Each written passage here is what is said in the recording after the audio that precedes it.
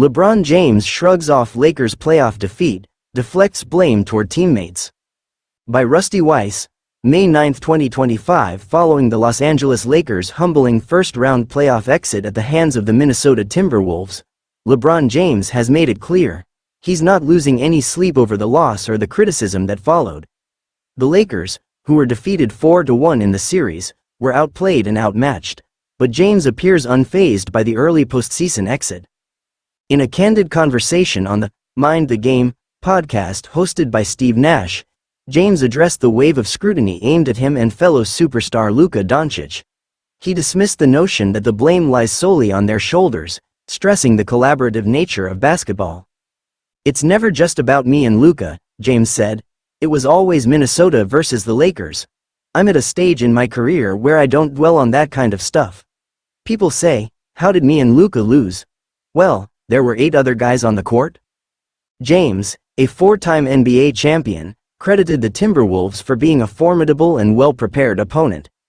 He acknowledged that their physicality and cohesion made them a tough matchup for the Lakers, who have been adjusting since acquiring Doncic mid-season, a move that, while headline-grabbing, disrupted team chemistry.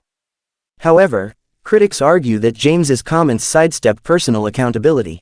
Historically, great players like Kobe Bryant and Michael Jordan not only took responsibility for losses but also found ways to elevate their teammates.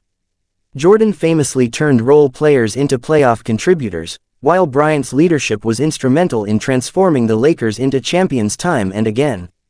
In contrast, James's public stance appears to place the burden elsewhere. Indeed, James is correct in saying that winning in the NBA is a team effort.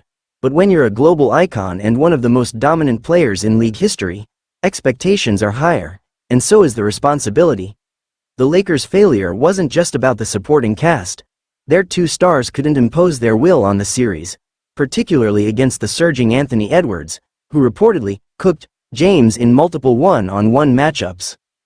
James also touched on the state of the Lakers' evolving roster and the challenges of integrating new talent mid-season. He hinted at internal uncertainty, particularly around his own future with the franchise. "I haven't had that conversation with my family yet about what comes next," he revealed. "We'll see what happens." His comments have only added fuel to the fire of offseason speculation. With a $52.6 million player option looming for the 2025-26 season, James's lack of clarity puts the Lakers in a difficult position. Reports have suggested that he's unwilling to restructure his deal to provide financial flexibility for key roster improvements. Further complicating matters is the controversial presence of his son, Bronny James, on the Lakers roster. Despite limited playing time, just 2 minutes in the entire Timberwolves series, with 0 statistical contributions, Bronny is locked into a 4-year guaranteed contract. Critics argue that this spot could have gone to a more productive bench contributor, rather than being used to promote a family narrative. As the Lakers enter what promises to be a tumultuous offseason, questions abound. Will LeBron recommit to leading the franchise, both on and off the court? Can the front office correct the roster imbalances that plagued them in the playoffs? Or has the franchise become more focused on legacy and name recognition than championships? What's clear is that LeBron's current approach and demeanor are raising eyebrows, even among his supporters.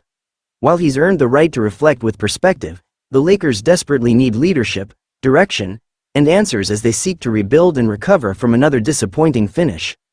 Would you like this adapted for a blog post or YouTube video script?